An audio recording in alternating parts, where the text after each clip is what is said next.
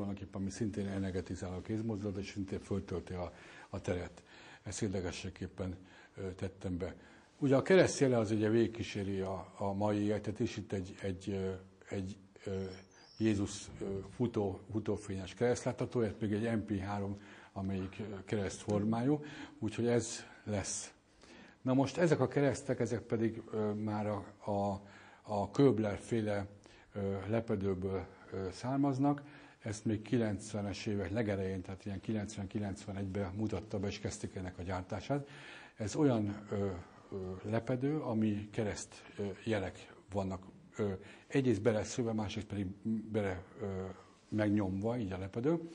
Most itt következő történt, hogy ahol volt valami negatív sugárzás, ott ezt a lepedőt elhelyezte, és ott már nem lehetett érzékelni a negatív sugárzást.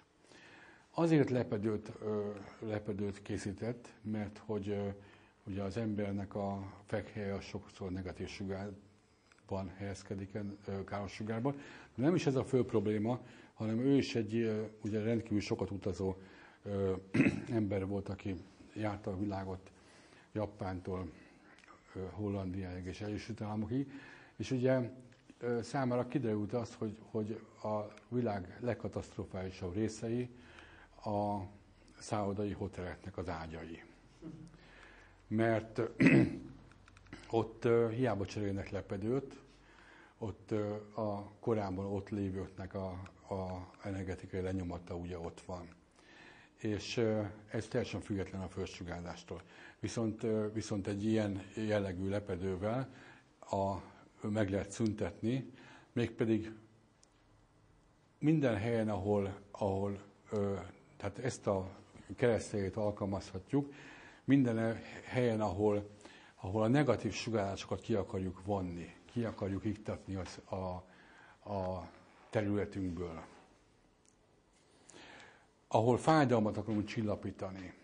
És ugye azt mindenkit ismeri például, hogyha megcsípje egy szúnyog, akkor ugye belenyomjuk a keresztnek a jelét.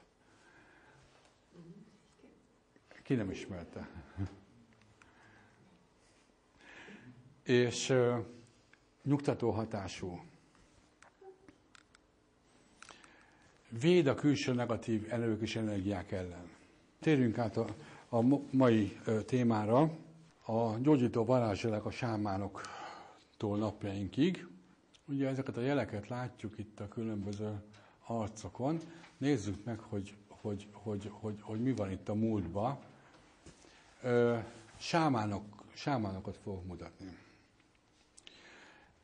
Hát amikor már fényképek készültek, 1897 Jakutföld, Szibéria és Sámán 1900. Nézzük csak végig, aztán utána majd megbeszéljük, hogy miket látunk itt. Itt egy színezett felvétel látható, 1900-ból egy orosz sámán, ez pedig egy szibériai sámán, teljes harci díszben, szinte a múlt század legelejéről. Itt hölgyek vannak,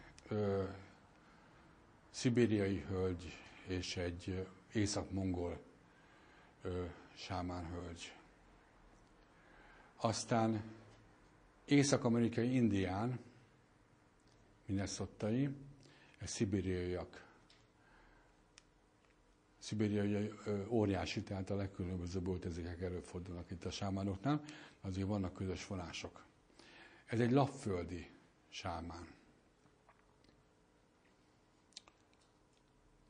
Ja, azért fontosak a sámánok, mert ugye ők annak a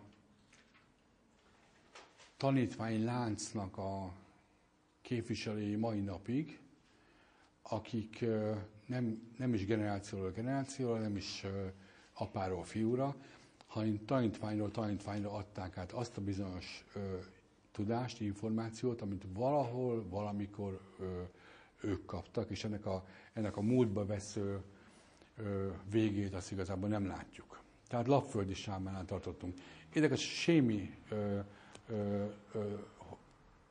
sámán ábrázolás. Ez egy kanadai eszkimó, gondol az ember. Ez pedig egy brünói sámán, akinek a maradványait találták meg a ruhája együtt is rekonstruált képe.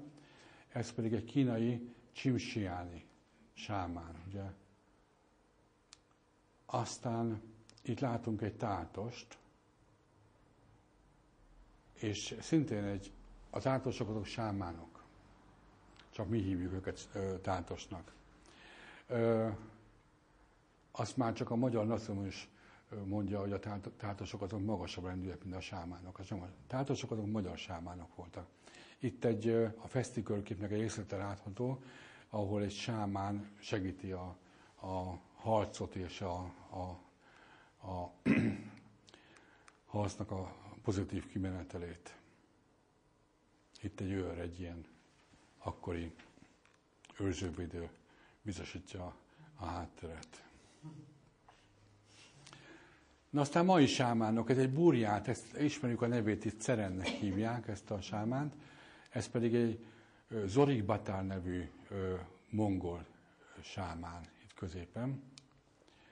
Itt egy brazil sámánt látunk, Amazonas mentéről, itt pedig egy perui sámánt. Itt egy nepálit látunk, és itt pedig egy tibetit.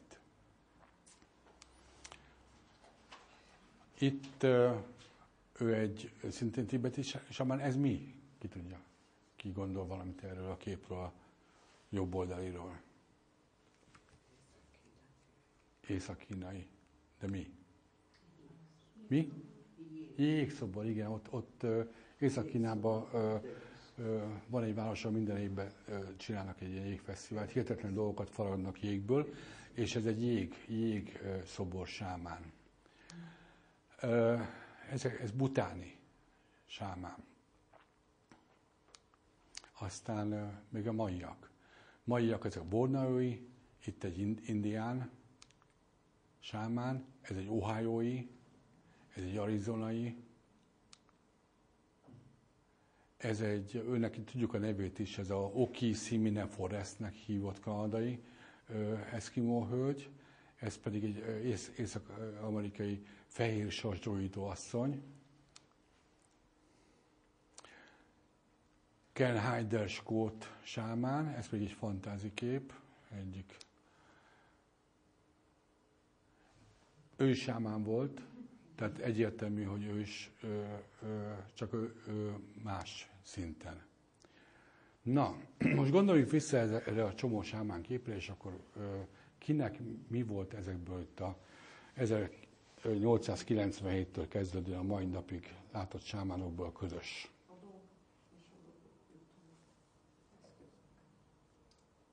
Így van. A dob. Így néz ki általában a sámán dob. Na most, ezek mai dobok, nagyon fontos a sámán doboknak a rajzolata. Ugye mielőtt még a rajzolatot mondanám, tehát a dob az azért fontos, mert a dobbal teremt. Tehát amikor bármilyen teremtés mitoszt nézünk, ott az első időben megszólal a vizek felett a hang. Vagy az úr hangja, vagy mindegy, de az első pillanatban egy hang. Most az, hogy volt-e, vagy egy dobütés, vagy ott állt a Jóisten egy sámán dobbal, vagy valami hasonló, az már mindegy, de lényeg az, hogy először a hang volt. Most azáltal, hogy ezt a rezgést kibocsátja, azáltal teremt. Megteremti annak a tartalmát, amit ő gondol, vagy ő mond. Vagy amit el akar érni, azáltal magával a hanggal rendezi a teret. Tehát ez minden zenének, és minden hangszernek tulajdonképpen az őse, mert minden hangszer, minden zene ugye azt csinálja, hogy beülnek az emberek egy koncertre, és akkor ott meghallgatnak valamit, azáltal az előadóművész az rendezi a teret. Egy olyan hang özönt bocsánat tulajdonképpen a hallgatóságra, ami alapján a hallgatóba az addigi kaotikus állapot, ahogy érkeztek, mert ugye hogy érkezik az ember koncertre, tömegközlekedési eszközökkel vagy a autóval, az ott rendeződik. És tulajdonképpen ez a fontos. Létrehoznak olyan folyamatokat, amik aztán ezeket az embereket, akik ott részt vettek, ezeket összehangolja. Ennek a legősi formája ugye a dob, a legprimitívebb, a legegyszerűbb, de gyakorlatilag minden hangszernek az őse. Most nézzük a rajzolatokat. Nagyon fontosak a rajzolatok. Ez egy buffalo-i.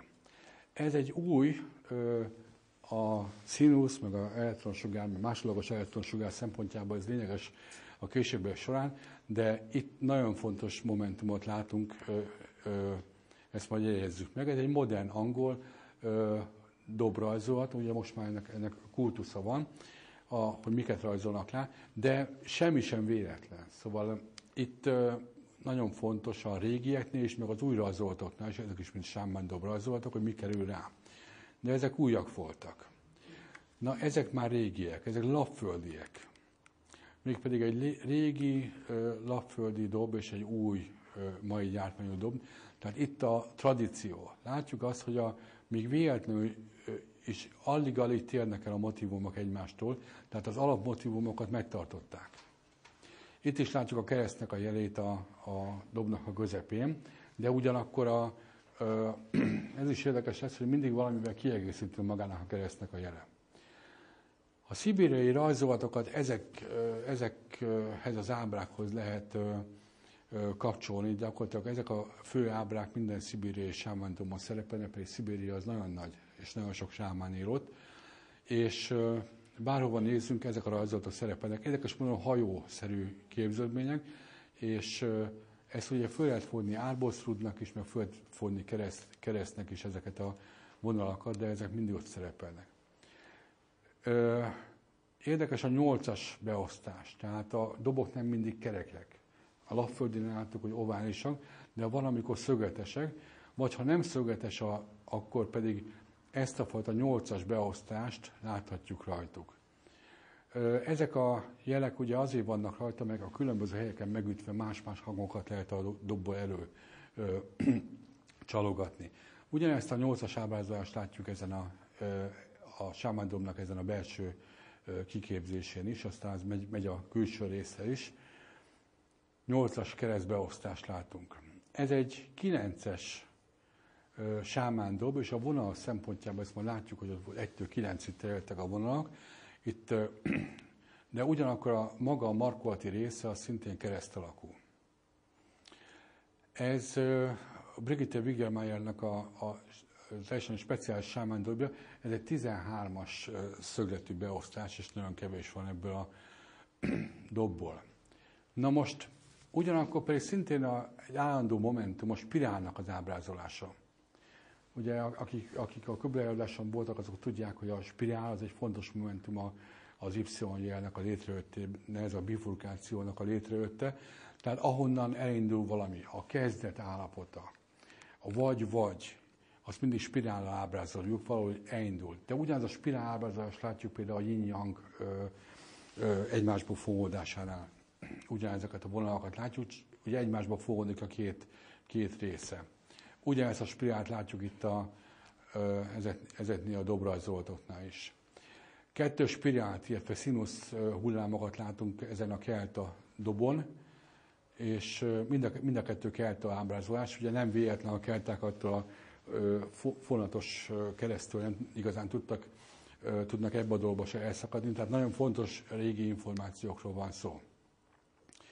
Bármilyen meglepő a két dobnak a rajzolata, az ugye nagyon hasonló egymáshoz. Az egyik szibériai, a másik meg észak-amerikai dob. És még a szarvasok is, illetve a lábnak az ábrázolása is, az arcnak az ábrázolása, a karok szintén nagyon hasonló. Szintén látjuk ugye ezt a keresztjelet ebbe a dobba. És akkor áttérünk a vonalra, és a vonalnak a hátterére. 1991 találták ötcit. Ötztáli Alpokban, ez Ausztria és Olaszország közötti területen fedezték fel ötcit. Ez ő a jégbe fagyott 5300 éves ember. Hát így volt a felfedezés pillanatában, hogy a kicsit melegebb volt a szokásosnál nyáron, és itt találták meg. És meglepően éppen konzerválva, és aztán megállapították, 5300 éves volt, ez a rekonstruált kinézete, hogy nézhetett ki. És ilyen vonalakat találtak rajta. Tehát itt látunk 4 párhuzamos vonalat. És ezek ilyen tetoválások voltak. Szóval véletlenül nem jönnek létre pár ilyen csoportosan ezek a vonalak egymás mellett. Vagy például karpereszt, nem volt rajta semmi karpereszt, és ott szintén tetoválások voltak, 2 párhuzamos vonal a csukló részén. Itt is ezeket a párhuzamos vonalakat látjuk egymás mellett elhelyezkedve. Hát azóta már nagyon nagy ipar jött létre itt Ausztriának ezen a részén, úgyhogy itt már ott ötci wellness, életérzés és minden van. Azt mondták, hogy ő egy ufonauta volt, aki itt rekedt. De az 5300 év az nem olyan nagy távolság. Tehát meglepődtek azon, hogy azért itt egy civilizált embert találtak itt egy jégbefagyba. Ez érdekes, meg ez az ötci átka, ugyanis utána 7 ember meghalt azok közül, akik kapcsolatban voltak vele, olyan, mint a fáraó átka, amikor felfedezték ugye a királysírokat Egyiptomba. Itt egy érdekes, hogy aki felfedezte, az egy évre rá ugyanott, ahol felfedezte, beesett egy szakadékba és meghalt. És erre mondták a ötci átkát, úgyhogy ez egy élő dolog. Na, itt megint látunk 2 arcot, észak-amerikai indiánokat látunk. Itt látjuk azt, hogy 4 párhuzamos vonal van rárajzolva. És mit láttunk ötcinél? Szintén 4 párhuzamos vonalat láttunk. És milyen ennek a szeme? Beteg. Ő beteg? Ő nem beteg. Ő egy vonalat rajzol magára. Mindjárt kiderül miért. Egy indiai jógi, kunyhója előtt, kezébe a kis tükör, és 4 párhuzamos vonalat rajzol a homlokára. Ő egy afrikai, tanzániai ember, aki 2 párhuzamos vonalat rajzol nagy gondossággal a homlokára, szintén kis tükör. Nem valószínű, egyik se valószínű, divatból csinálja. Tehát azon a korosztályon már túl került mind a kettő, hogy itt valami éppen a esti táncmulatságba készülve valami díszítés figyel föl. Ennek oka van, nyilvánvaló. Itt már lehet, hogy a fiatalok azért alkalmazzák, itt párhuzamos vonalakat rajzolnak a Pápua Új-Guineába, és ezt átugrunk Afrikába, ahol viszont színuszhullámokat rajzolnak egymásnak a testére.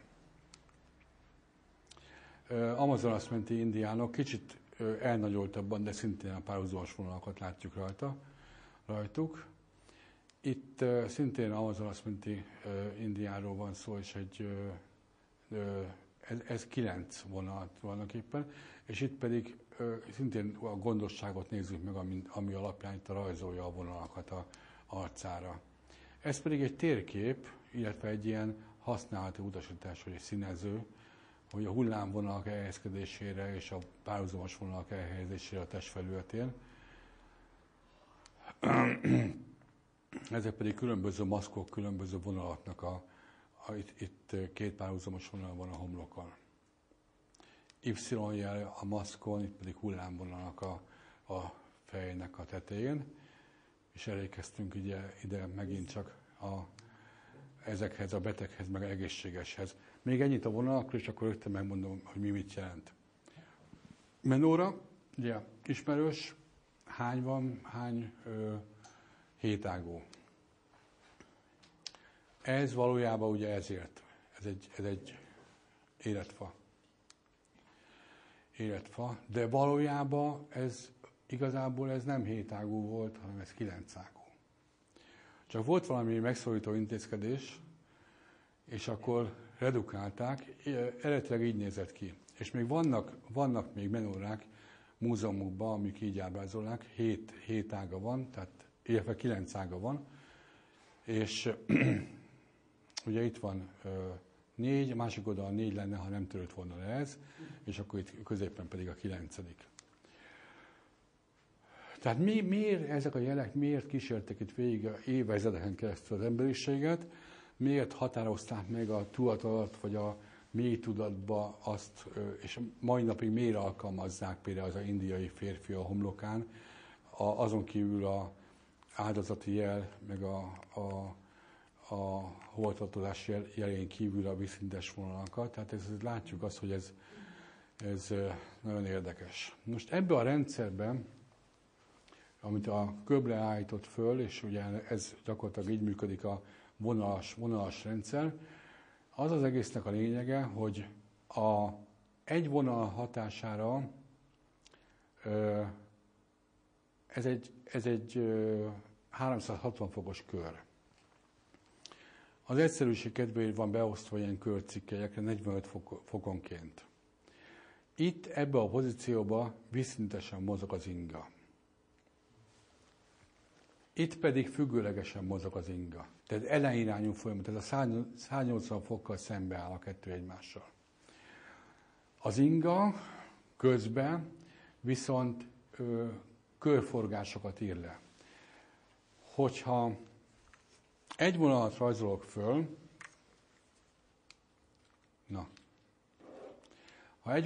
ha két vonalat rajzolok föl, akkor az inga az vízszintesen mozog a óramutató járásával egyező irányba, de egy fekvő ellipszis ír le. Ha 3 vonalat rajzolok, akkor teljes kört ír le. Ha 4 vonalat rajzolok, akkor pedig egy függőleges ellipszis, de még mindig a óramutató járásával egyezően mozog. Utána ennél a pontnál átbillen a másik oldalra, itt már óramutató járásával ellenkezőleg fog mozogni. Ezek a különböző 4 vonal, 5 vonal, 6 vonal. Ebből az derül ki, hogy ahhoz, hogy egy állapotot megváltoztassak, ahhoz, hogy egy beteg területen lévő információkat megszüntessen, mit kell tennem? 5 jelet. Így van.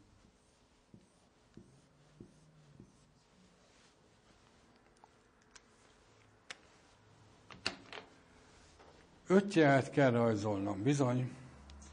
Tehát ez egy beteg terület volt. Most ne nézzük a pálcát, az nem érdekes, hogy mozog, az most más szempontból ez csak érdekes. Tehát ha valahol betegség van, akkor meg tudom forgatni, 180 fokkal meg tudom forgatni az ott lévő információt, azáltal, hogy fölrajzolok 5 párhuzamos vonalat. De csak 4 volt. Most ez egy nagyon érdekes történet. Ugyanis erre a dologra, hogy ha az információt 180 fokkal átforgatom, megszüntetem a betegséget, erre rájöttek kb. 30 éve ezelőtt, 40 éve ezelőtt, amikor a FOL készülékeket elkezdték gyártani, és kikísérletezték, hogy hogyan működik. Ugyanis mindegyik ilyen biorezonanciás készüléknek az őse a FOL készülék. A mai napig a biorezonanciás készülékek úgy működnek, hogy elektromágneses jeleket érzékelnek. Ha a beteg területről érkezik a jel, akkor annak az információját átforgatják 180 fokkal. Tehát ha jön egy hullámjel, és az ugye mindig hullámjel, tehát ilyen színuszjelről van szó, jön egy hullámjel, akkor ez mondjuk a betegségnek a rezgése, elektromágneses hulláma, érzékeli a készülék, és ezt átforgatja ellenkezőleg. Tehát ez az úgynevezett inverz hullámkezelés. Átforgatja ellenkezőleg, minden elektromágneses terápiás készülék mai nap így működik. Érzékeli az elektromágneses hullámot, és megforgatja. Azáltal helyreállítja a normál elektromágneses sugárzási viszonyokat, helyreállítja a normális áramlást, a koherenciát, a normális feszültségviszonyokat. Ezek így működnek.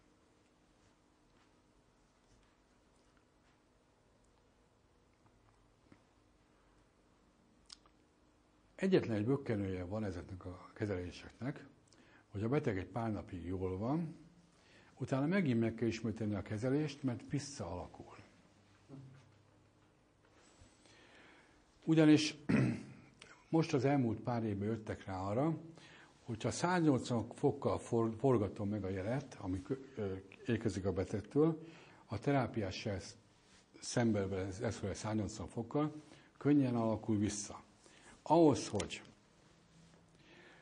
hatásos legyen a kezelés, nem szabad 180 fokkal visszaforgatnom, hanem egy picit el kell tolnom a rezgést. Tehát 135 fokkal, nem 180 fok, hanem 135, 140, 150, valahol itt. Ez a terápiás jel a betegségnél, ami hatásos, véglegesen megszünteti adott területnek a negatív kisugárzását. Tehát az 5C a 4 jelével, a beteg indiána a 4 jelével, és egy csomó 4 jeles volt, azok már évre